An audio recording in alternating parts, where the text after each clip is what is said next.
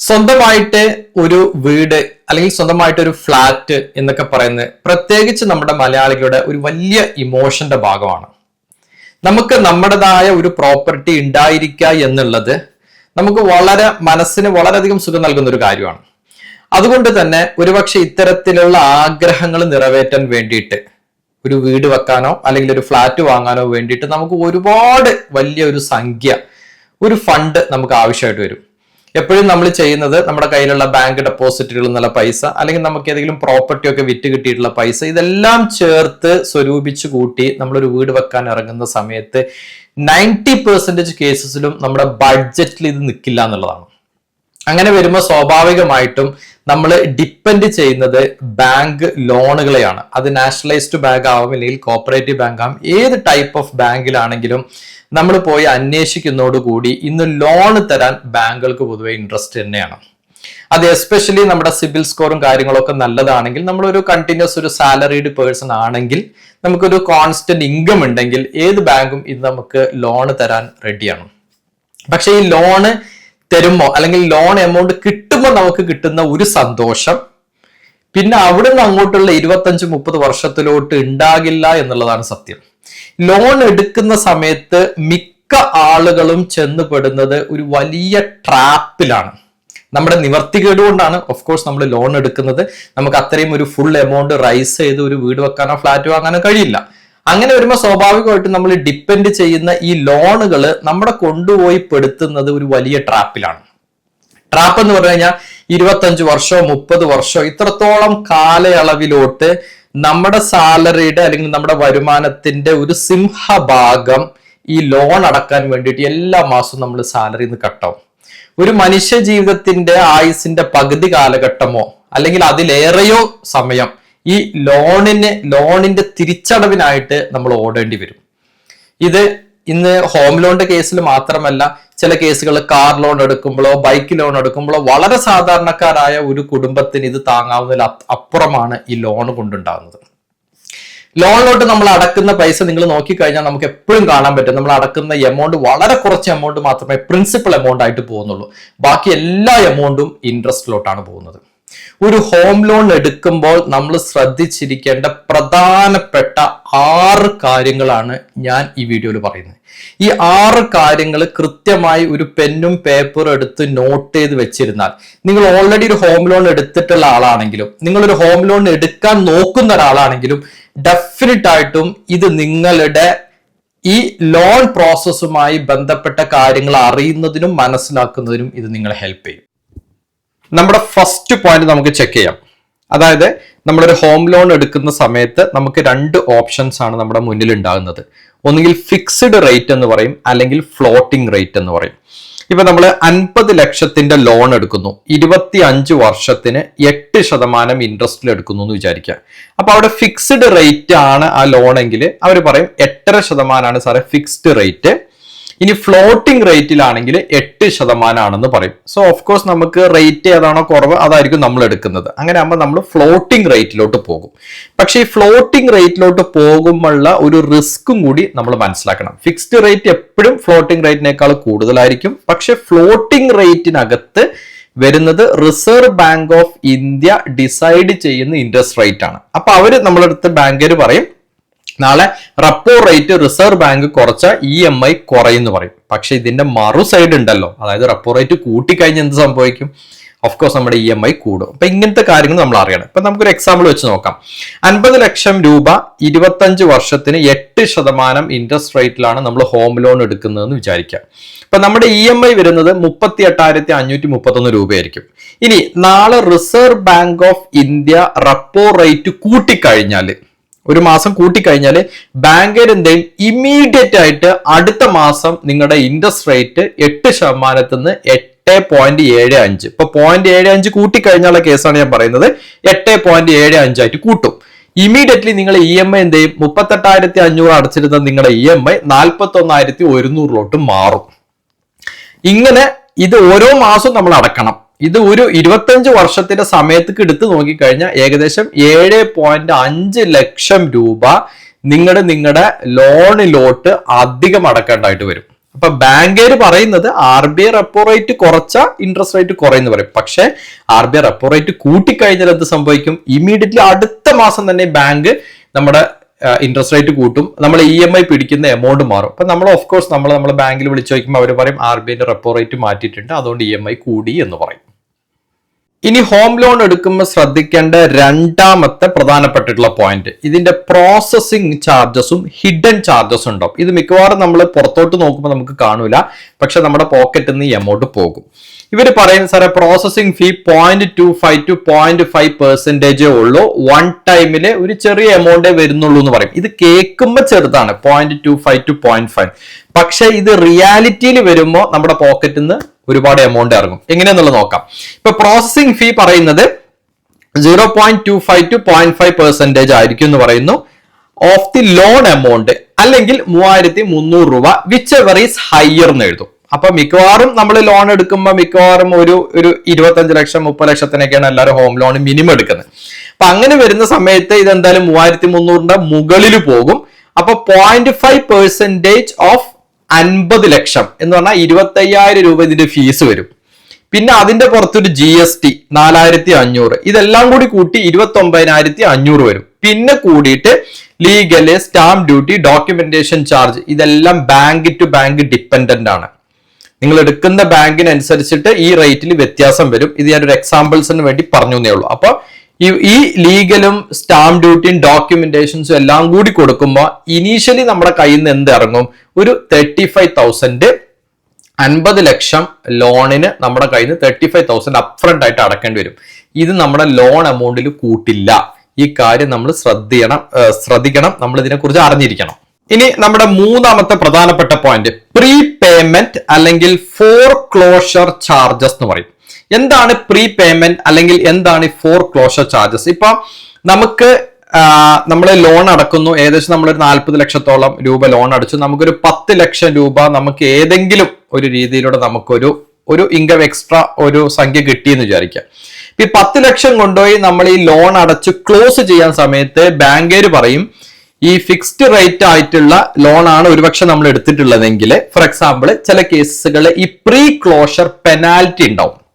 Normally വരുന്നത് 2% തൊട്ട് 3% വരെയാണ്. ഇപ്പൊ നമ്മളൊരു 10 ലക്ഷത്തിന്റെ ലോണ് പ്രീ ക്ലോസ് ചെയ്യുകയാണെങ്കിൽ ആ 10 ലക്ഷം അടക്കണം, അതിന്റെ കൂടെ അതിന്റെ ഒരു 3% റേറ്റ് എടുത്തു കഴിഞ്ഞാൽ 30,000 രൂപ എക്സ്ട്രയും അടക്കണം. പിന്നെ അതുമായി ബന്ധപ്പെട്ട ഡോക്യുമെന്റേഷൻ ചാർജ് ഉണ്ടെങ്കിൽ അതിനും എക്സ്ട്രാ അടക്കണം. സോ ലോൺ എടുക്കുന്ന സമയത്ത് കൃത്യമായി ചോദിച്ച് മനസ്സിലാക്കുക, പ്രീ ക്ലോഷർ ചാർജ് ഉണ്ടോ അല്ലെങ്കിൽ പ്രീ പേയ്മെന്റ് ചാർജ് ഉണ്ടോ എന്ന് മനസ്സിലാക്കുക. അതില്ലാത്ത ലോണുകൾ എടുക്കാനായിട്ട് ശ്രമിക്കുക. ഇനി നാലാമത്തെ പ്രധാനപ്പെട്ട പോയിന്റ്, ബാങ്കുകള് ആളുകള് അല്ലെങ്കിൽ ഇൻഷുറൻസുമായി ബന്ധപ്പെട്ട ഏജൻസികള് നമ്മുടെ ലോൺ എടുക്കുന്ന ആ അവസരം നമ്മളെ മുതലാക്കിക്കൊണ്ട് നമ്മളെ ഒരു ട്രാപ്പിൽ പെടുത്തുന്ന അടുത്ത സംഭവമാണ് ഇൻഷുറൻസ്. ഇതുമായിട്ട് ബണ്ടിലേപ്പെടും. ഇവര് പറയും sir you must take insurance to protect the loan എന്ന് പറയും. അത് ലോണിനെ പ്രൊട്ടക്ട് ചെയ്യാൻ വേണ്ടിയിട്ട് ഇൻഷുറൻസ് എടുക്കാം. അപ്പൊ കേൾക്കുമ്പോൾ നമുക്കും ശരിയാണെന്ന് തോന്നും. അപ്പൊ എന്താണ് ഈ സംഭവം എന്ന് വെച്ച് കഴിഞ്ഞാൽ അവർ നമുക്ക് എക്സ്പ്ലെയിൻ ചെയ്തിട്ടുണ്ട്, സാറേ നിങ്ങളിപ്പോ ലോൺ എടുത്തു, 25 വർഷം നിങ്ങൾക്ക് ലോൺ എടുക്കണം, 25 വർഷത്തിനുള്ളിൽ നിങ്ങൾക്ക് എന്തെങ്കിലും സംഭവിച്ച് നിങ്ങൾ മരണപ്പെട്ടു പോയി കഴിഞ്ഞാൽ നിങ്ങളുടെ ഈ ലോണ് നോമിനി അടക്കേണ്ടി വരും. അതായത് ഇപ്പൊ നമ്മൾ മാത്രമാണ് നമ്മളെ വീട്ടിൽ ഏൺ ചെയ്യുന്ന ഒരാളെങ്കിൽ നമ്മൾ മരണപ്പെട്ട് കഴിഞ്ഞാൽ നമ്മുടെ ഭാര്യയോ ഭർത്താവോ ആരാണ് ബാക്കിയുള്ളത് അവർ ആ ലോൺ അടക്കേണ്ടി വരും. ആ ഒരു ബാധ്യത അവർക്ക് പോകും. സോ സ്വാഭാവികമായിട്ടും ഇങ്ങനെ വരുമ്പോൾ ഇതിനെ പ്രൊട്ടക്ട് ചെയ്യാൻ വേണ്ടിയിട്ട് ഇവർ നമുക്ക് ഒരു ടേം ഇൻഷുറൻസ് പ്ലാൻ ഇതിൽ ചേർത്ത് തരുമ്പോൾ നമ്മൾ വിചാരിക്കും ഓക്കെ നമ്മൾ ഇല്ലെങ്കിലും ഈ ലോണിന്റെ ബാധ്യത ഇവർക്ക് പോവില്ല, ബാങ്ക് അടക്കുമെന്ന് വിചാരിക്കും. പക്ഷെ ഇതിനകത്തൊരു ബിഗ് ട്രാപ്പ് ഉണ്ട്. ആ ട്രാപ്പ് എന്താന്ന് ഡീറ്റെയിൽ ആയിട്ട് പറഞ്ഞുതരാം. ബാങ്ക് ബണ്ടിൽ HLPP എന്ന് പറയും, അതായത് ഹോം ലോൺ പ്രൊട്ടക്ഷൻ പ്ലാൻ. അതാണ് HLPP എന്ന് പറഞ്ഞു കഴിഞ്ഞാൽ. അപ്പൊ അവര് പറയും സർ ഒറ്റ പ്രീമിയം ഉള്ളോ 1.5 ലക്ഷം അടച്ചു കഴിഞ്ഞാൽ 25 വർഷത്തിന് പ്രൊട്ടക്ഷൻ ആണെന്ന് പറയും. ഇതിൽ റിയാലിറ്റിയിൽ എന്താ സംഭവിക്കുന്നത്? നമ്മൾ 50 ലക്ഷത്തിനടുത്ത ലോണുക്ക് ഈ 1.5 ലക്ഷം കൂടി കൂട്ടിക്കഴിയുമ്പോൾ 51.5 ലാക്സ് ആയിട്ട് നമ്മുടെ ലോൺ എമൗണ്ട് മാറും. ലോൺ എമൗണ്ട് മാറുമ്പോൾ എന്ത് സംഭവിക്കും? നമ്മൾ ആദ്യം അടച്ചിരുന്ന EMI എന്ന് പറയുന്നത് 8% ഇൻട്രസ്റ്റിൽ 38,500 ആയിരുന്നു. അത് നേരെ ഒരു 1,200 രൂപയും കൂടി കൂടിയിട്ട് എന്താവും? 39,800 ആവും. കാരണം നമ്മൾ പ്രൊട്ടക്ഷൻ പ്ലാൻ എടുത്തിട്ടുണ്ടല്ലോ. പക്ഷേ ഇതിന്റെ ഹാർഡ് റിയാലിറ്റി ഇവിടെയാണ് ഇതിന്റെ ക്യാച്ചിങ് പോയിന്റ്. 25 വർഷം കൊണ്ട് നമ്മൾ ഇത് അടക്കുന്നതിന്റെ ഇതിന്റെ ടോട്ടൽ എമൗണ്ട് എന്ന് പറയുന്നത് ഏകദേശം 2.7 ലക്ഷം രൂപ നമ്മൾ ഇൻട്രസ്റ്റ് ഇനത്തിലും പ്രിൻസിപ്പൽ ഇനത്തിലും ഈ എക്സ്ട്രാ 1.5 ലക്ഷം എടുത്തതിന് 25 വർഷം കൊണ്ട് നമ്മൾ 2.7 ലക്ഷം നമ്മൾ എക്സ്ട്രാ ഈ പ്രൊട്ടക്ഷന് വേണ്ടിയിട്ട് നമ്മൾ അടക്കും. കറക്റ്റ് ആണ്. നമ്മളില്ലെങ്കിലും നമ്മൾ ഈ ലോൺ അടച്ചു പോകണം. സോ ആര് നമുക്ക് പ്രൊട്ടക്ഷൻ തരും? അതിന് നമുക്കൊരു ആൾട്ടർനേറ്റീവ് സൊല്യൂഷൻ ഉണ്ട്. അതിന്റെ സൊല്യൂഷൻ ആണ് ഞാൻ ഈ പറയുന്നത്. നമ്മൾ ഈ പറയുന്ന ഹോം ലോണിന്റെ കൂടെ ഇൻഷുറൻസ് എടുക്കാതെ സെപ്പറേറ്റ് ആയിട്ട് ഒരു ടേം ഇൻഷുറൻസ് എടുത്തു വെക്കാം. അതായത് നമുക്ക് ലോൺ വരുന്നത് 25 വർഷമാണല്ലോ. അതെ, 50 ലക്ഷത്തിന്റെ കവറാണ് നമുക്ക് വേണ്ടത്. അതായത് നമ്മൾ 50 ലക്ഷം വേറെ ആരെങ്കിലും അടച്ചു തീർക്കണം. അപ്പൊ നമ്മളൊരു ഹെൽത്തി ഏജിലൊക്കെ ആയിരിക്കുന്ന സമയത്ത് ഒരു 30-35 ഏജിലൊക്കെ ആണെങ്കിൽ ഒരു 7,000 to 8,000 റേഞ്ചിൽ ഒരു ടേം ഇൻഷുറൻസ് എടുത്തു വെച്ച് കഴിഞ്ഞാൽ 25 വർഷം കൊണ്ട് നമുക്ക് അടക്കേണ്ടി വരുന്നതെന്ന് വെച്ച് കഴിഞ്ഞാൽ, അതായത് 7,000 തൊട്ട് 8,000 വരെ ഒരു റേഞ്ചാണ് ടേം ഇൻഷുറൻസിന്റെ റേറ്റ് വരുന്നത് ഒരു വർഷത്തിന്. അത് 25 വർഷം കൊണ്ട് നമുക്ക് വേറെ ഇൻട്രസ്റ്റോ പെനാൽറ്റിയോ ഫിനാൻസിങ്ങോ ഒന്നുമില്ലാതെ ഏകദേശം നമുക്ക് 2 ലക്ഷം രൂപയെ നമുക്ക് അടക്കേണ്ടി വരുള്ളൂ. ഇത് ഹോം ലോണിന്റെ കൂടെ ഇൻഷുറൻസ് ക്ലബ് ചെയ്ത് എടുക്കാതെ സെപ്പറേറ്റ് എടുത്താനുള്ള കേസാണ് ഞാൻ പറയുന്നത് 2 lakhs. പക്ഷെ നേരത്തെ പറഞ്ഞ കേസ് എന്താണ്? ഇൻഷുറൻസിന്റെ കൂടെ ഇതിനെ ക്ലബ് ചെയ്ത് കഴിഞ്ഞാൽ എന്ത് സംഭവിക്കും? 2.7 ലക്ഷം, അതായത് 70,000 രൂപ നിങ്ങളെ പോക്കറ്റിൽ നിന്ന് എക്സ്ട്രാ ഇറങ്ങും എന്നർത്ഥം. ടേം ഇൻഷുറൻസ് സെപ്പറേറ്റ് ആയിട്ട് എടുക്കുക.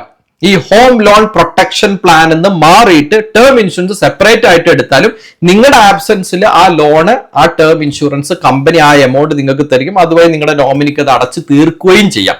ഇങ്ങനെ വരുമ്പോൾ നിങ്ങൾക്ക് ഇതുവഴി എന്ത് സംഭവിക്കാൻ പറ്റും? ഒരു 70,000 റുപ്പീസ് സേവ് ചെയ്യാനായിട്ട് പറ്റും. ശ്രദ്ധിച്ചിരിക്കുക. ഹോം ലോൺ എടുക്കുന്ന നമ്മൾ വീണു പോകുന്ന 5ാമത്തെ ട്രാപ്പ് ടോപ്പ് അപ്പ് ലോൺ എന്ന് പറയും. അപ്പൊ അവര് നമ്മുടെ അടുത്ത് പറയും, സാറേ ഇപ്പൊ നിങ്ങൾ 50 lakhsന് 25 yearsന് 8% ഇൻട്രസ്റ്റിലാണല്ലോ എടുക്കുന്നത്. 3 വർഷം കഴിഞ്ഞിട്ട് നിങ്ങൾക്ക് ഒരു ടോപ്പ് അപ്പ് ആയിട്ട് ഒരു 10 lakhs കൂടി കിട്ടും. നിങ്ങളെ വീട് പണിയോ മറ്റ് ആവശ്യങ്ങൾക്കൊക്കെ വേണ്ടിയിട്ട് ഈ 10 lakhs കൂടി ഉപയോഗിക്കാന്ന് പറയും. അപ്പൊ നമുക്കത് കേൾക്കുമ്പോൾ നമുക്ക് ഭയങ്കര അട്രാക്റ്റീവ് ആയിട്ട് തോന്നും. പക്ഷെ അവർ പറയുന്നത് ഇങ്ങനെയായിരിക്കും, സാറേ എക്സ്ട്രാ എടുക്കുമ്പോൾ 0.15 എക്സ്ട്രാ റേറ്റ് വരുന്നുള്ളൂ എന്ന് പറയും. 0.15% എക്സ്ട്രാ റേറ്റ് വരുന്നുള്ളൂ എന്ന് പറയും. ഇതാണ് ബാങ്കുകാർ പറയുന്നത്.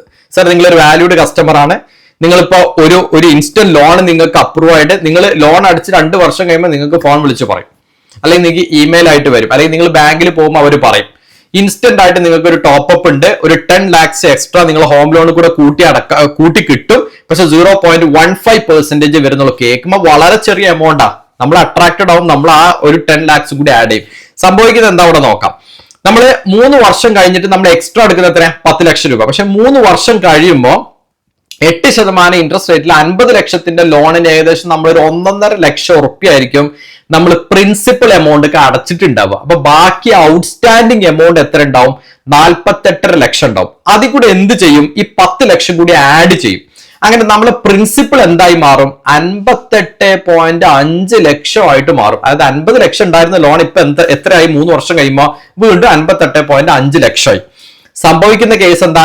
8% ഉണ്ടായിരുന്ന ഇൻട്രസ്റ്റ് 8.15 ആകുന്ന സമയത്ത് 38,500 ഉണ്ടായിരുന്ന EMI 45,800 മാറും. അതായത് ഏകദേശം 7,500 രൂപയുടെ EMIയിൽ ഉണ്ടാകുന്ന വ്യത്യാസം. പക്ഷേ ഇതിന്റെ പോയിന്റ് കിടക്കുന്ന അവിടെ അല്ല. 25 വർഷം കൊണ്ട് നമ്മൾ 22 ലക്ഷം റുപ്യ എക്സ്ട്രാ അടക്കേണ്ടി വരും. ആ 10 ലക്ഷം റുപ്യ 3 വർഷം കഴിയുമ്പോൾ ആഡ് ചെയ്തുകൊണ്ട് എന്ത് സംഭവിക്കുന്നു? 25 വർഷം കൊണ്ട് 22 ലക്ഷം രൂപ എക്സ്ട്രാ അടക്കേണ്ടതായിട്ട് വരുന്നു. സോ ഇത്തരത്തിലുള്ള ടോപ്പ് അപ്പ് ട്രാപ്പുകൾ വരുമ്പോ നമ്മുടെ തലയിൽ ഈ പറഞ്ഞ പോലെ റെഡ് ബൾബ് കത്തണം എന്നർത്ഥം. ഇനി ഞാൻ പറയുന്ന പോയിന്റ് ആണ് ഏറ്റവും ഇമ്പോർട്ടന്റ് ആയിട്ടുള്ള, ഈ വീഡിയോയിൽ ഏറ്റവും ഇമ്പോർട്ടന്റ് ആയിട്ടുള്ള ഒരു പോയിന്റ് എന്ന് പറയുന്നത് point number 6, reset clause and internal spread. എന്താന്നുള്ളത് ഞാൻ ഇവിടെ 3 ബോക്സ് ആയിട്ട് എക്സാമ്പിൾസ് ആയതുണ്ട്, ശ്രദ്ധിച്ചിരിക്കാം. ഇപ്പൊ നമ്മൾ പറഞ്ഞു, നമ്മൾ ഫ്ലോട്ടിംഗ് റേറ്റ് ഉണ്ട്, ഫിക്സ്ഡ് റേറ്റ് ഉണ്ട്. ഫിക്സ്ഡ് ഇൻട്രസ്റ്റ് റേറ്റ് പൊതുവെ കൂടുതലാണ്, ഫ്ലോട്ടിംഗ് റേറ്റ് പൊതുവെ കുറവാണ്. സോ ഭൂരിഭാഗം പേരും ഫ്ലോട്ടിംഗ് റേറ്റിലോട്ട് പോകും. ഇപ്പൊ നമ്മൾ പറയുന്നത്, അവർ പറയും നമ്മുടെ ഇൻട്രസ്റ്റ് റേറ്റ് 8% ആണെന്ന് പറയും. പക്ഷെ 8%ന്റെ ഉള്ളിൽ സ്പ്ലിറ്റ് നോക്കുമ്പോൾ അതിനകത്ത് എഴുതി കാണും റെപ്പോ റേറ്റ് 6.5 സ്പ്രെഡ് റേറ്റ് 1.5 എന്ന് പറയും. Repo rate 6.5 1.5. അപ്പൊ ടോട്ടൽ എത്ര വരുന്നു? റേറ്റ് 8% നമ്മുടെ റേറ്റ് വരുന്നത്. 50 ലക്ഷത്തിന് 25 വർഷത്തെ ലോൺ എടുത്തു കഴിഞ്ഞാൽ 38,591 ആണ് നമുക്ക് അടക്കേണ്ടി വരുന്നത്. പക്ഷെ ഒരു വർഷം കഴിയുമ്പോൾ reserve Bank of India for example നമ്മുടെ റെപ്പോ റേറ്റ് കുറച്ചു എന്ന് വിചാരിക്കാം. അപ്പൊ എന്ത് സംഭവിക്കും?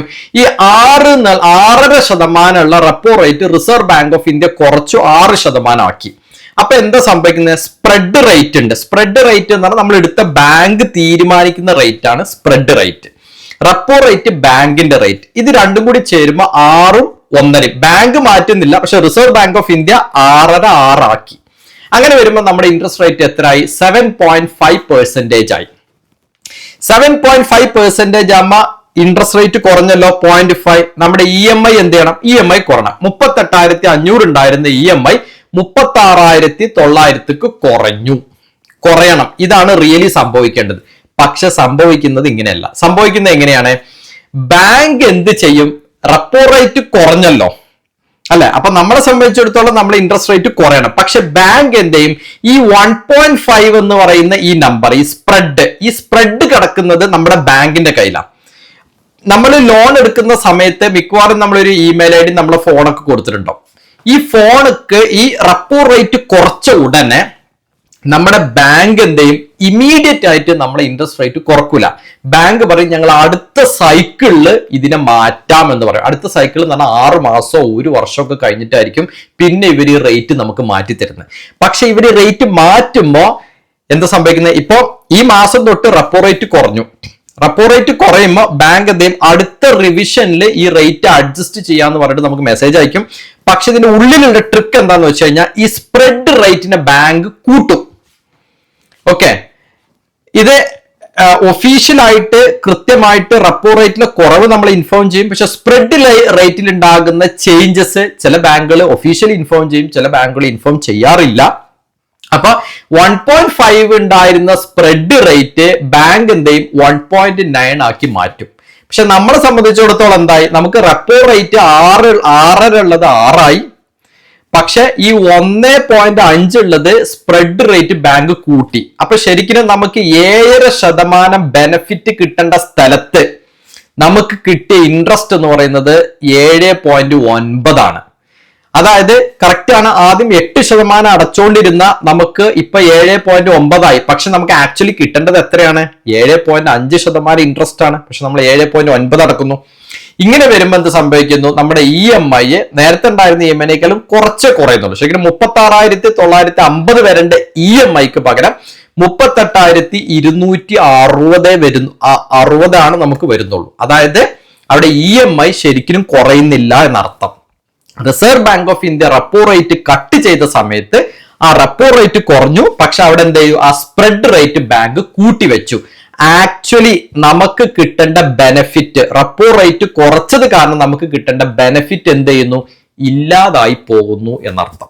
ഇത്തരത്തിലുള്ള കാര്യങ്ങൾ നമ്മൾ അറിയണം. നമുക്കിത് ക്വസ്റ്റ്യൻ ചെയ്യാനുള്ള ഇതുണ്ട്, റൈറ്റ്സ് ഉണ്ട്. ഇതിനെക്കുറിച്ച് കൃത്യമായി നമ്മൾ മനസ്സിലാക്കണം.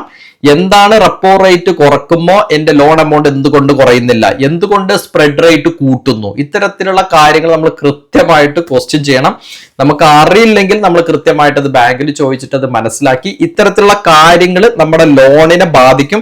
കാരണം 0.5ഉം 0.4 ഒക്കെ മാറുമ്പോൾ വരുന്ന വ്യത്യാസം എന്ന് പറയുന്നത് ലക്ഷങ്ങളുടെ വ്യത്യാസമാണെന്ന് അറിഞ്ഞിരിക്കുക. പ്രധാനപ്പെട്ട 6 കാര്യങ്ങൾ നമ്മൾ കണ്ടു കഴിഞ്ഞു. അതിൽ ഏറ്റവും പ്രധാനപ്പെട്ടിട്ടുള്ള 6ാമത്തെ പോയിന്റും ഞാൻ പറഞ്ഞു കഴിഞ്ഞു. എന്താണ് ഈ സ്പ്രെഡ് ഇൻട്രസ്റ്റ് റേറ്റ് എന്നും റെപ്പോ റേറ്റ് എന്നുള്ള കാര്യം നമ്മൾ മനസ്സിലാക്കി. അപ്പൊ റെപ്പോ റേറ്റ് കുറച്ചാൽ പോലും സ്പ്രെഡ് റേറ്റ് കൂട്ടി ബാങ്ക് നമ്മുടെ കയ്യിൽ നിന്ന് കൂടുതൽ ഇൻട്രസ്റ്റ് വാങ്ങിക്കുന്നു എന്നുള്ളതാണ്. ഇത്രയൊക്കെ ആണെങ്കിലും നമ്മളൊരു ഹോം ലോൺ എടുക്കുകയാണെങ്കിലും അല്ലെങ്കിൽ നമ്മളൊരു കാർ ലോണോ ബൈക്ക് ലോണോ ഏത് തരത്തിലുള്ള ഒരു ലോൺ എടുക്കുകയാണെങ്കിലും നമുക്ക് കൃത്യമായ ധാരണ ഉണ്ടായിരിക്കണം. എത്ര തിരിച്ചടവ് എനിക്ക് വരും, അല്ലെങ്കിൽ എങ്ങനെ ഈ ലോണിന്റെ എമൗണ്ട് കുറക്കാൻ പറ്റും, അല്ലെങ്കിൽ 10 വർഷമോ 15 വർഷമോ 5 വർഷമോ ഒക്കെ അടക്കുന്ന ലോണിന്റെ സമയം, ഇപ്പൊ ഒരു 20 വർഷം അടക്കുന്ന ലോണിന്റെ സമയം 10 വർഷമായിട്ട് എനിക്ക് കുറക്കാൻ പറ്റുമോ? ഇത്തരത്തിലുള്ള മുഴുവൻ കാര്യങ്ങളും നമുക്ക് കൃത്യമായ ധാരണ ഉണ്ടായിരിക്കണം. ഇതിനു വേണ്ടി ഞാനൊരു ഹോം ലോൺ കാൽക്കുലേറ്റർ ക്രിയേറ്റ് ചെയ്തിട്ടുണ്ട്. ഈ കാൽക്കുലേറ്റർ ഹോം ലോണിന് മാത്രമല്ല നിങ്ങളുടെ പേഴ്സണലായിട്ട് നിങ്ങൾ ഉപയോഗിക്കുന്ന ഏത് ടൈപ്പ് ഓഫ് ലോണിനും നിങ്ങൾക്ക് ഈ കാൽക്കുലേറ്റർ ഉപയോഗിക്കാം. ഈ കാൽക്കുലേറ്ററിൽ നിങ്ങൾ ചെയ്യേണ്ട ഒറ്റ കാര്യമുള്ളൂ. നിങ്ങൾ എത്ര രൂപക്കാണ് ലോൺ എടുക്കുന്നത്, എത്രയാണ് നിങ്ങൾ ഇൻട്രസ്റ്റ്, എത്ര വർഷമാണ് നിങ്ങൾ ലോൺ അടക്കുന്നത്, ഇത്രയും കാര്യങ്ങൾ നിങ്ങൾ ഈ കാൽക്കുലേറ്ററിനകത്ത് കൊടുത്തു കഴിഞ്ഞാൽ നിങ്ങളുടെ EMI കാര്യങ്ങളെല്ലാം ഈ കാൽക്കുലേറ്റർ കാണിക്കും. കൂടാതെ നിങ്ങൾക്ക് എന്തൊക്കെ ചെയ്ത് കഴിഞ്ഞാൽ ഈ ലോണിന്റെ ഡ്യൂറേഷൻ കുറക്കാൻ പറ്റും. അതായത് ഒരു മാസം ഒരു എക്സ്ട്രാ EMI അടക്കുന്നു, അല്ലെങ്കിൽ ഒരു കൊല്ലത്തിലൊരു EMI അടക്കുന്നു, 2 കൊല്ലത്തിൽ ഒരിക്കലൊരു EMI അടക്കുന്നു. ഇത്തരത്തിലുള്ള കാര്യങ്ങളൊക്കെ ചെയ്തു കഴിഞ്ഞാൽ നമ്മുടെ ലോണിൽ എത്രത്തോളം വ്യത്യാസങ്ങൾ വരും എന്ന് നമ്മൾ അറിഞ്ഞിരിക്കണം. കാരണം ലോണിന്റെ ഇനത്തിൽ, എസ്പെഷ്യലി ഇൻട്രസ്റ്റിന്റെ ഇനത്തിൽ ഒരുപാട് എമൗണ്ട് ആണ് നമ്മൾ അറിഞ്ഞും അറിയാതെയുമായിട്ട് നമ്മൾ ബാങ്കിലോട്ട് പോകുന്നത്. അപ്പൊ അത് കൃത്യമായിട്ട് നമുക്ക് അറിഞ്ഞിരിക്കണം. എവിടെയൊക്കെ നമുക്കത് കുറക്കാൻ പറ്റുമോ ആ എമൗണ്ട് സേവ് ചെയ്തിട്ട് നമുക്ക് ഫ്യൂച്ചർ ആയിട്ടുള്ള ഒരുപാട് നല്ല രീതിയിലുള്ള ഇൻവെസ്റ്റ്മെന്റിലോട്ട് ഈ പണത്തെ നമുക്ക് മാറ്റിയെടുക്കാനായിട്ട് പറ്റും. അപ്പൊ ഹോം ലോൺ എന്ന് പറയുന്ന ഈ കാൽക്കുലേറ്റർ യൂസ് ചെയ്ത് നിങ്ങളുടെ കാര്യങ്ങൾ കൃത്യമായിട്ട് മനസ്സിലാക്കുക. ഹോം ലോണിനെ കുറിച്ച് കൃത്യമായ ധാരണ ഉണ്ടായിരിക്കണം. ഹോം ലോൺ എടുക്കുമ്പോൾ ഉണ്ടാകുന്ന വിവിധ തരത്തിലുള്ള ട്രാപ്പുകൾ നമ്മൾ മനസ്സിലാക്കണം. അതേപോലെ ഇമ്പോർട്ടന്റ് തന്നെയാണ് ഒരു ഹോം ലോണിനെ നമ്മൾ കൃത്യമായി കാൽക്കുലേറ്റ് ചെയ്യുന്നതും. അതായത് നമ്മൾ ഇത്ര ലക്ഷം രൂപ ഇത്ര വർഷത്തിന് ഇത്ര ഇൻട്രസ്റ്റ് റേറ്റ് എന്നെല്ലാം എടുത്തു കഴിഞ്ഞാൽ എത്രത്തോളം സാമ്പത്തികമായിട്ടുള്ള ബാധ്യത നമുക്ക് വരുന്നു, അല്ലെങ്കിൽ എത്ര വർഷം ഞാനിന്ന് അടക്കേണ്ടി വരും, എങ്ങനെ ഇതെനിക്ക് കുറച്ചു കൊണ്ടുവരാം. ഇപ്പൊ 25 വർഷം കൊണ്ട് അടക്കേണ്ട ലോൺ എനിക്ക് 20 വർഷം കൊണ്ട് അടക്കാൻ പറ്റുമോ, എന്റെ EMI എനിക്ക് കൂട്ടി അടച്ചു കഴിഞ്ഞാൽ EMI കുറക്കാൻ പറ്റുമോ, വർഷം കുറക്കാൻ പറ്റുമോ, ഇത്തരത്തിലുള്ള എല്ലാ കാര്യങ്ങളെ കുറിച്ച് നമുക്ക് കൃത്യമായ ധാരണ ഉണ്ടായിരിക്കണം. അത് മനസ്സിലാക്കാൻ വേണ്ടിയിട്ടുള്ള ഒരു ഹോം ലോൺ കാൽക്കുലേറ്റർ ആണ് ഞാൻ ഈ പ്രസന്റ് ചെയ്തിരിക്കുന്നത്. ഇപ്പൊ ഞാൻ ഇതിനകത്ത് നിങ്ങൾക്ക് കാണാൻ പറ്റും, വളരെ സിമ്പിൾ ആയിട്ട് ഇതിനകത്ത് ഈ നീല കളറിൽ കാണിച്ചിരിക്കുന്നത് ഫിൽ ഓൺലി ദിസ് കളർ. ഈ ഷീറ്റ് ഞാൻ നിങ്ങൾക്ക് ഷെയർ ചെയ്യാം. ഈ ഷീറ്റിനകത്തുള്ള ബ്ലൂ കളറിൽ ഉള്ള ഭാഗം മാത്രമേ നിങ്ങൾ ഫില്ല് ചെയ്യാൻ പാടുള്ളൂ. കാരണം ഇതിനകത്ത് എക്സൽ ഫോർമുലകൾ ഇൻബിൽട്ട് ആയിട്ട് ഇതിനകത്ത് സെറ്റ് ചെയ്ത് വെച്ചിട്ടുണ്ട്. അപ്പൊ നിങ്ങൾ വേറെയുള്ള ഫീൽഡുകളിൽ ഇതിൽ എഡിറ്റ് ചെയ്യാൻ പോയി കഴിഞ്ഞു കഴിഞ്ഞാൽ ഈ ഷീറ്റ് ഫുള്ളി കറക്റ്റഡ് ആവും, നിങ്ങൾക്ക് യൂസ് ചെയ്യാൻ പറ്റാത്ത രൂപത്തിലാവും. അപ്പൊ നിങ്ങൾക്ക് നിങ്ങളുടെ ആവശ്യത്തിന് ഉപയോഗിക്കണമെങ്കിൽ ഈ ഷീറ്റ് എടുത്തിട്ട് ഈ ബ്ലൂ കളറിൽ വരുന്ന ഭാഗം മാത്രം, ഞാൻ ഈ കാണിച്ചിരിക്കുന്ന മാത്രം നിങ്ങൾ ഫില്ല് ചെയ്യാം. ഓക്കെ, അപ്പൊ നമുക്ക് നോക്കാം നമുക്ക് ഓരോ കാര്യങ്ങൾ എന്തൊക്കെയാണെന്ന്. വളരെ ഈസിയാണ്, എല്ലാവർക്കും വളരെ സാധാരണക്കാർക്ക് വരെ ഇത് ഉപയോഗിച്ച് ഇതിന്റെ എത്രയാണ് ഇതിന്റെ ഇൻട്രസ്റ്റ് വരുന്നത്, ലോൺ വരുന്ന എമൗണ്ട് വരുന്ന എല്ലാ കാര്യങ്ങളും നമുക്ക് അറിയാൻ പറ്റും. നിങ്ങളുടെ ലോൺ എമൗണ്ട്, നിങ്ങൾ എത്ര ലക്ഷം രൂപയാണ് ലോൺ എടുക്കുന്നത്, ഞാനിവിടെ 50 ലക്ഷം എന്ന് ഫില്ല് ചെയ്തിട്ടുണ്ട്. ഇൻട്രസ്റ്റ് റേറ്റ് 8% ഫില്ല് ചെയ്തിട്ടുണ്ട്. എത്ര വർഷത്തിനാണ് നിങ്ങൾ എടുക്കുന്നതെന്ന് നിങ്ങൾക്ക് ഫില്ല് ചെയ്യാം. അപ്പൊ ഞാൻ അവിടെ 25 വർഷം എന്ന് കൊടുത്തു. അപ്പൊ നിങ്ങൾ എത്രയാണെന്ന് വെച്ച് കഴിഞ്ഞാൽ ആ നമ്പർ ഇവിടെ മാറ്റി കൊടുക്കുക, അത്രയേ ഉള്ളൂ. 25 വർഷത്തിന് ഇത്രയും ആണ് നമ്മൾ ഇതിനകത്ത് നമ്മുടെ സൈഡിൽ നിന്ന് നമ്മൾ കോൺട്രിബ്യൂട്ട് ചെയ്യേണ്ടത്. ബാക്കി എല്ലാം ഓട്ടോമാറ്റിക്കലി കാൽക്കുലേറ്റ് ചെയ്യും. ഇത്രയും ചെയ്ത് കഴിഞ്ഞാൽ നമുക്ക് മനസ്സിലാവും EMI വരുന്നത് 38,591 രൂപയാണ് ഇതിന്റെ EMI ഓരോ മാസവും നമ്മൾ അടക്കേണ്ടതെന്ന് മനസ്സിലാവും. ഇനി നമ്മൾ എത്രയാണ് ഇതിനു വേണ്ടി അടക്കുന്നത്, നമ്മൾ 50 ലക്ഷം പ്രിൻസിപ്പൽ എമൗണ്ടും 65 ലക്ഷം ഇൻട്രസ്റ്റും നമ്മൾ ചേർന്നിട്ടാണ് നമ്മൾ അടക്കുന്നത്. ഏകദേശം 1 CR പുറത്ത് നമ്മൾ കൂട്ടിക്കഴിഞ്ഞാൽ 50ഉം 65ഉം കൂട്ടിക്കഴിഞ്ഞാൽ 1.15 CR എമൗണ്ട്, അതായത് 1 കോടിയുടെ പുറത്ത് നമുക്ക് 25 വർഷം കൊണ്ട് ബാങ്കിക്ക് അടക്കേണ്ടി വരും. വളരെ സിമ്പിൾ ആയിട്ട് നോക്കി കഴിഞ്ഞാൽ 50 ലക്ഷം ലോൺ എടുത്ത നമ്മൾ 50 ലക്ഷം പ്ലസ് 65 ലക്ഷം ഇൻട്രസ്റ്റ് മാത്രമായിട്ട് അടക്കുന്നു. അപ്പൊ ഇൻട്രസ്റ്റ് എത്ര ഭീകരമാണെന്ന് നോക്കിയേ. ഇതാണ് ലോൺ പീരീഡ് 25 വർഷം. ഇതാണ് ഇതിന്റെ റിയൽ ഫാക്ട്. ഇനി നമുക്ക് ഇത് കുറക്കാനുള്ള ചില മെത്തേഡ്സുകളുണ്ട്. എങ്ങനെയാണ് കുറക്കുന്നത്? ഇപ്പൊ നമ്മൾ ആലോചിക്കുന്നു, ഇപ്പൊ ഞാൻ 38,591 എന്റെ EMI എമൗണ്ട് വരുന്നത്, അത് ഞാൻ അടക്കുന്നു. പക്ഷെ ഒരു വർഷം നമുക്ക് എടുത്തു കഴിഞ്ഞാൽ നമുക്ക് 12 മാസക്കാലമാണ് നമുക്കൊരു ലോൺ ഉള്ളത്. പക്ഷെ നമ്മളെ 12 മാസം ഉള്ള 12 EMIകൾ ഉണ്ടാവും ഓരോ മാസവും വരുന്ന സമയത്ത്. അപ്പൊ നമ്മൾ ഒരു EMI നമ്മൾ എക്സ്ട്രാ അടക്കുന്നു. അതായത് ഒരു വർഷം നമ്മൾ 13 EMI അടക്കുന്നു. അപ്പൊ ഞാൻ എന്ത് ചെയ്യുന്നു, ഒരു വർഷത്തിൽ ഇവിടെ ഇയർലി എന്ന് പറഞ്ഞ ഈ കോളത്തിൽ ഞാൻ ഒരു വർഷത്തിൽ 38,591 ഒരു EMI ഞാൻ കൂട്ടി അടക്കുന്നു. പക്ഷെ നിങ്ങൾ നോക്കിക്കേ, ഒരു EMI ഞാനിവിടെ കൂട്ടി അടക്കുന്ന സമയത്ത്, ഈ എമൗണ്ട് ആണ് ഞാനിവിടെ എഴുതി, ഈ എമൗണ്ട് അവിടെ കൂട്ടി അടക്കുന്ന സമയത്ത് 20 വർഷം ഞാൻ ഇതോടെ വായിക്കുന്നു, ആദ്യം നോക്കുന്നു, 25 വർഷമാണ് എന്റെ ലോൺ ഉണ്ടായിരുന്നത്.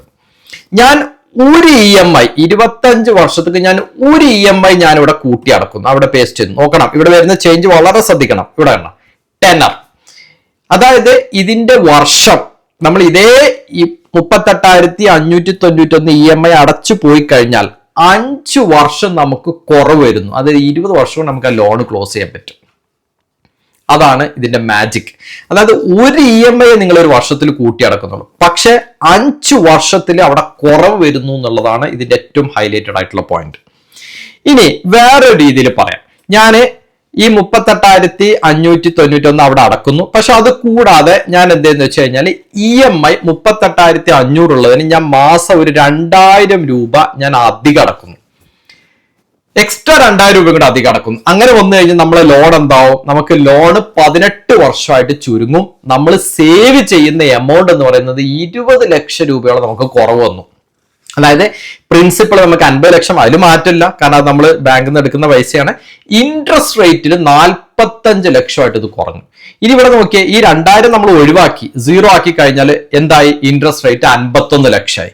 ഞാൻ എന്ത് ചെയ്തു? ഇയർലി ഞാൻ കൂട്ടി അടക്കുന്നേ ഇല്ല, അതും ഞാൻ ഒഴിവാക്കി കഴിഞ്ഞപ്പോൾ എന്റെ ഇൻട്രസ്റ്റ് എത്രയായി? 65 ലക്ഷം. അപ്പൊ ഇൻട്രസ്റ്റ് റേറ്റ് നമുക്ക് എത്രത്തോളം എമൗണ്ട് എക്സ്ട്രാ ആയിട്ട് കിട്ടുന്നോ ആ എമൗണ്ട് നമ്മൾ ലോണിലോട്ട് കൂട്ടി അടച്ച് ലോണിന്റെ ടെനർ, അതിന്റെ സമയം നമുക്ക് കുറക്കാൻ പറ്റും എന്നുള്ളതാണ്. ഇപ്പൊ ഇവിടെ പറഞ്ഞാൽ 38,591 ഒരു എക്സ്ട്രാ EMI അടക്കുന്നതോട് കൂടി തന്നെ നമുക്ക് 5 വർഷത്തിലാണ് അവിടെ വ്യത്യാസം വരുന്നത്. നിങ്ങൾ എത്രയാണ് സേവ് ചെയ്യുന്നത്? 14 ലക്ഷം രൂപ നിങ്ങൾക്ക് അവിടെ സേവ് ചെയ്തു. നിങ്ങൾ വെറും 38,591 രൂപ ഒരു വർഷത്തിൽ ഒരിക്കലാണ് അടക്കുന്നത്. 25 വർഷം ഇതേപോലെ അടച്ചു കഴിഞ്ഞാൽ 25 അടവ് എക്സ്ട്രാ അടക്കുന്നുള്ളൂ. പക്ഷെ നിങ്ങളവിടെ സേവ് ചെയ്യുന്നത് 14 ലക്ഷം രൂപയാണെന്ന് ആലോചിക്കുക. ഇതാണ് EMIന്റെ മാജിക് എന്ന് പറയുന്നത്. ഈ കോമ്പൗണ്ടിങ് എഫക്ട്സിന്റെ ഒരു മാജിക് ഇത് തന്നെയാണ്. ഇത് കുറക്കാൻ ഇത്തരത്തിലുള്ള ടാക്ടിക്സ് ഉപയോഗിക്കണം. നിങ്ങൾക്കറിയാം, ഈ ടേബിളിൽ ഞാൻ 2 കാര്യങ്ങൾ കൊടുത്തിട്ടുണ്ട്, റെഡ്യൂസ്ഡ് ടേമും റെഡ്യൂസ്ഡ് EMI. ചില ആളുകൾക്ക് വർഷം കുറക്കാനായിരിക്കും ഇഷ്ടം. അങ്ങനെയുള്ളവർക്ക് റെഡ്യൂസ്ഡ് ടേം എന്ന് പറയുന്ന ഈ ടാബിൽ റെഫർ ചെയ്യാം. ഇപ്പൊ ഇവിടെ നോക്കാം, ഇവിടെ ഞാനിപ്പോ ഈ എമൗണ്ട് 0 ആക്കുന്നു. നേരത്തെ പറഞ്ഞ പോലെ 0 ആക്കുമ്പോൾ നമ്മൾ റെഡ്യൂസ്ഡ് ടേമിൽ പോവാം. ഇവിടെ പോയി കഴിഞ്ഞാൽ നമ്മൾ ഇവിടെ പ്രീ പേയ്മെന്റ് ആണ് എമൗണ്ട്, അവിടെ ഒന്നും നമ്മൾ അടക്കുന്നില്ല. ഇതിൽ ഓരോ വർഷവും നമ്മൾ അടക്കേണ്ട എമൗണ്ട് എത്രയാണ്, ഔട്ട്സ്റ്റാൻഡിങ് എമൗണ്ട് എത്രയാണ്, EMI എത്രയാണ്, ഇൻട്രസ്റ്റ് എത്ര, ഈ കാൽക്കുലേഷൻ എല്ലാം ഉണ്ട്. നിങ്ങൾക്ക് ഇത് റെഫർ ചെയ്ത് നോക്കാം. ഇത് വന്നു കഴിഞ്ഞാൽ ഏകദേശം നമ്മൾ 25 വർഷം അടച്ചു കഴിഞ്ഞാൽ ഏകദേശം എത്ര വർഷം വരും? ഏകദേശം 299 മാസം നമ്മൾ ഇത് അടക്കേണ്ടി വരും. ഇനി ഞാൻ നേരത്തെ പറഞ്ഞാൽ ഞാൻ ഈ സെറ്റപ്പിൽ പോയിട്ട് ഞാൻ എന്ത് ചെയ്യുന്നു? ഞാൻ പറയുന്നു ഇവിടെ ഞാൻ ഒരു EMI കൂട്ടി അടക്കുന്നു. അപ്പൊ എന്തായി? എന്റെ വർഷം 20 വർഷമായി. അപ്പൊ നമ്മൾ റെഡ്യൂസ്ഡ് ടേം എന്ന് പറഞ്ഞ ഈ ഷീറ്റിൽ പോയി നോക്കിക്കഴിഞ്ഞാൽ നമുക്ക് അറിയാൻ പറ്റും, ഈ റെഡ് കളർ ഇല്ലാത്ത ഭാഗം, അതായത് 299 മാസം ഉണ്ടായിരുന്നത് എത്രയായിട്ട് മാറി? 242 മാസമായിട്ട് മാറി. അതായത് 60 മാസക്കാലം കുറഞ്ഞു എന്നർത്ഥം. അപ്പൊ ഇതിന്റെ ഡീറ്റെയിൽസ് നിങ്ങൾക്ക് കാണാൻ പറ്റും ഈ ഷീറ്റിനകത്ത്, റെഡ്യൂസ്ഡ് ടേം. അതേപോലെ ഇത് നമ്മൾ കൂട്ടി അടക്കുമ്പോൾ ചില ആളുകൾക്ക് താല്പര്യം ഉണ്ടായിരിക്കും, എന്റെ വർഷം എനിക്ക് കുറക്കണ്ട, പക്ഷെ എനിക്ക് ഞാൻ അടക്കുന്ന EMIന്റെ എമൗണ്ട് മാസം കുറച്ചാൽ മതി, ബാക്കി എമൗണ്ടുകൾ കുറക്കട്ടെ, എല്ലാ വർഷവും ഞാൻ 38,591 എക്സ്ട്രാ അടക്കാന്ന് പറയും. അങ്ങനെയുള്ളവർക്ക് റെഫർ ചെയ്യാൻ പറ്റുന്ന ഷീറ്റാണ് റെഡ്യൂസ്ഡ് EMI എന്ന് പറയുന്ന ഷീറ്റ്. അപ്പൊ ഈ റെഡ്യൂസ്ഡ് EMIയിൽ പോയി കഴിഞ്ഞാൽ ഇവിടെ നോക്കണം, എല്ലാ പ്രാവശ്യവും നമുക്കൊരു പ്രീ പേയ്മെന്റ് നമ്മൾ അടക്കുന്നുണ്ട്. ഓരോ 12ാമത്തെ മാസം നമ്മളൊരു പ്രീ പേയ്മെന്റ് അടക്കുന്നുണ്ട്. ഇവിടെ നോക്കിക്കഴിഞ്ഞാൽ നമ്മുടെ EMI എമൗണ്ടുകൾ നമുക്ക് ഇങ്ങനെ കാണാൻ പറ്റും ഓരോ വർഷം. അപ്പൊ 38,000 വന്നു. പിന്നെ ഒരു വർഷം കഴിയുമ്പോൾ നമ്മൾ എക്സ്ട്രാ അടച്ചതുകൊണ്ട് നമ്മുടെ EMI കുറഞ്ഞു, 37,000 വന്നു. വീണ്ടും നമ്മൾ ഓരോ 12 മാസം കൂടുമ്പോഴും നമ്മൾ എക്സ്ട്രാ അടക്കുമ്പോൾ എന്ത് ചെയ്യും? നമ്മളെ EMI ഇങ്ങനെ കുറഞ്ഞു വരും. പക്ഷേ ഇവിടെ നമ്മൾ വർഷം മാറ്റുന്നില്ല. വർഷം എപ്പോഴും നമ്മൾ ആദ്യം പറഞ്ഞ അതേ വർഷം തന്നെയാണ്. അതായത് 25 വർഷം, അതായത് 299 മാസക്കാലം നമ്മൾ അടക്കുന്നു. അപ്പൊ നമുക്ക് ഇതിൽ തീരുമാനിക്കാം, ഇതിലെനിക്ക് റെഡ്യൂസ്ഡ് ടേം വേണോ, റെഡ്യൂസ്ഡ് EMI വേണോ. എപ്പോഴും എൻ്റെ ഒരു പേഴ്സണൽ സജഷൻ റെഡ്യൂസ്ഡ് ടേം രീതിയിൽ പോവാന്നുള്ളതാണ്. കാരണം വർഷം പെട്ടെന്ന് കുറച്ച് പെട്ടെന്ന് ക്ലോസ് ചെയ്യാനായിട്ട് നോക്കുക. മറ്റേത് EMI നമ്മൾ കുറക്കുന്നതിൽ വലിയ അർത്ഥമല്ല. EMI നമുക്ക് കുറക്കാം, ഇനിയിപ്പോൾ അത് അടക്കാൻ കഴിയാത്തവർക്ക് EMI കുറച്ചിട്ട് വർഷം നിലനിർത്താം. പക്ഷെ രണ്ട് കേസിലും സേവ് ചെയ്യുന്ന എമൗണ്ട് നോക്കണം. ഇപ്പൊ നമ്മൾ ഒരു എക്സ്ട്രാ ഒരു EMI അടക്കുന്നതിലൂടെ 14 ലക്ഷം ഇവിടെ സേവ് ചെയ്തു. പക്ഷെ ഇവിടെ നമ്മൾ സേവ് ചെയ്യുന്നത് 5.5 ലക്ഷമേ ഉള്ളൂ. അതാണ് വ്യത്യാസം. ഇനിയിപ്പോ നമ്മള് മാസം ഒരു 2000 രൂപ എക്സ്ട്രാ അടക്കുന്നു നോക്കുക. എക്സ്ട്രാ അടക്കുന്നതോട് കൂടി ഇവിടെ വർഷം 25 പക്ഷെ 9.2 lakhs ഇവിടെ സേവ് ചെയ്തപ്പോ ഇവിടെ നമ്മൾ 20 lakhs ആണ് ഇവിടെ സേവ് ചെയ്യുന്നത്. അതുകൊണ്ട് വർഷം ഏറ്റവും പരമാവധി കുറച്ചെടുക്കാനായിട്ട് നോക്കുക എന്നുള്ളതാണ്. ഇനി ഇതിന്റെ താഴത്ത് ഒരു എക്സ്ട്രാ ഒരു കാര്യം കൂടി ചേർത്തിട്ടുള്ളത്, ഇനിയിപ്പോ നമ്മൾ എല്ലാ മാസവും അടക്കുന്നില്ല, ഞാൻ ഇതിവിടെ ഒഴിവാക്കുന്നു തൽക്കാലം. ഇതും ഇവിടെ ഞാൻ ഡിലീറ്റ് ചെയ്യുന്നു. ഇനി ഇവിടെ ഞാൻ നോക്കുന്നു, ഇനിയിപ്പോ ഞാൻ എല്ലാ മാസവും അടക്കുന്നില്ല, ഞാൻ 5ാമത്തെ മാസം ഞാനൊരു 2000 അല്ലെങ്കിൽ ഒരു 1 ലക്ഷം രൂപ ഞാൻ എക്സ്ട്രാ അടക്കുന്നു വിചാരിക്കുക. അതായത് ലോണ് തുടങ്ങിയിട്ട് 5ാമത്തെ മാസം ഞാൻ 1 ലക്ഷം രൂപ എക്സ്ട്രാ അടച്ചു എന്ന് വിചാരിക്കുക. 1 2 3 4 5 ഓക്കെ, 1 ലക്ഷം രൂപ എക്സ്ട്രാ അടച്ചു കഴിഞ്ഞാൽ എന്ത് സംഭവിക്കുന്നു? എന്റെ ലോൺ എന്ത് ചെയ്യുന്നു? 24 വർഷമായിട്ട് ചുരുങ്ങുന്നു. ഞാൻ ടോട്ടൽ ആയിട്ട് 5,67,747 രൂപ സേവ് ചെയ്തു എന്നർത്ഥം. അപ്പൊ നമ്മൾ ചിലപ്പോൾ അങ്ങനെ ലോൺ ഇങ്ങനെ അടച്ചു പോകുമ്പോൾ ചിലപ്പോൾ നമുക്ക് ആദ്യത്തെ 1 വർഷമോ 2 വർഷമോ 3 വർഷമോ നടക്കാൻ പറ്റില്ല. പെട്ടെന്ന് നമുക്കിപ്പോ നമ്മളൊരു ജോലിയാണ്, നമ്മുടെ കമ്പനിയിൽ നിന്ന് ഒരു ബോണസ് കിട്ടി, അപ്പൊ ബോണസ് നമ്മൾ കൂട്ടി അടക്കുന്നു. അതിപ്പോ ഏത് മാസം നമുക്കറിയില്ല. ഇപ്പൊ ഫോർ എക്സാമ്പിൾ നമ്മളൊരു 50ാമത്തെ മാസം നമ്മൾ 1 ലക്ഷം രൂപ അടച്ചു കഴിഞ്ഞാൽ ആ 50ാമത്തെ മാസം ഇവിടെ സെലക്ട് ചെയ്യുക, 1 ലക്ഷം രൂപ ഞാൻ അടച്ചു എന്ന് കണ്ടു കഴിഞ്ഞാൽ നമുക്ക് മനസ്സിലാവും, ഓ എന്റെ ലോൺ ഇനി 24 വർഷമായിട്ട് ചുരുങ്ങി, എനിക്ക് 4 ലക്ഷം രൂപയോളം ഞാൻ ഇതിൽ സേവ് ചെയ്തു എന്ന് മനസ്സിലാവും. അതേപോലെ നമ്മൾ ഇനിയിപ്പം അടുത്തത് നമുക്ക് ഒരു അടുത്ത ബോണസ് കിട്ടി 66ാമത്തെ മാസം. നമ്മളിങ്ങനെ ലോൺ അടച്ചു പോകണം. 66ാമത്തെ മാസം വീണ്ടും നമുക്ക് 1 ലക്ഷം രൂപ ബോണസ് കിട്ടി, നമ്മളവിടെ എൻ്റർ ചെയ്ത് കൊടുക്കുക. എൻ്റർ ചെയ്ത് കൊടുക്കുക എന്തായി? വീണ്ടും നമ്മുടെ ലോൺ പീരീഡ് കുറഞ്ഞു, 23 വർഷമായിട്ട് കുറഞ്ഞു, 7.19 ലക്ഷം നമ്മൾ സേവ് ചെയ്തു. അപ്പൊ ഇത്രയേ ഉള്ളൂ. ഈ കാൽക്കുലേറ്റേഴ്സ് നിങ്ങൾക്ക് ഉപയോഗിക്കുന്നത് വഴി ഇതിന്റെ ലോൺ, ഇതിപ്പോ ഞാൻ തൽക്കാലം ഇതെല്ലാം ഇത് 0 ആക്കി തന്നെ വെക്കുന്നു. നമ്മുടെ ഡിഫോൾട്ട് കേസ് 50 ലക്ഷം 8% ഇൻട്രസ്റ്റ് റേറ്റിൽ 25 വർഷം അടക്കുകയാണെങ്കിൽ വരുന്ന EMI-യും നിങ്ങൾക്ക് എത്രത്തോളം എമൗണ്ട് സേവ് ചെയ്യാനായിട്ട് പറ്റും എന്നുള്ളതാണ് ഈ ഗ്രീൻ കളറിൽ കാണിക്കുന്നത്.